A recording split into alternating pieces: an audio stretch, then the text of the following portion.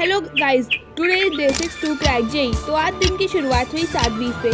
सबसे पहले to do list बनाई और बहुत बड़ी ना बना के छोटी सी ही टू डू लिस्ट बनाई। तो सबसे पहले फिजिक्स की डीपीपी और होमवर्क को कंप्लीट किया और उसे करने में 3 घंटे लग गए। 2 घंटे का ब्रेक लेके रिलेशन को रिवाइज किया और फिर कुछ क्वेश्चन को प्रैक्टिस किया। उसके बाद मैंने 1 घंटे का ब्रेक लिया और फिजिक्स की लाइव क्लास अटेंड की, फिर ऑर्गेनिक केमिस्ट्री की लाइव क्लास अटेंड की और फिर मैथ्स की लाइव क्लास अटेंड की।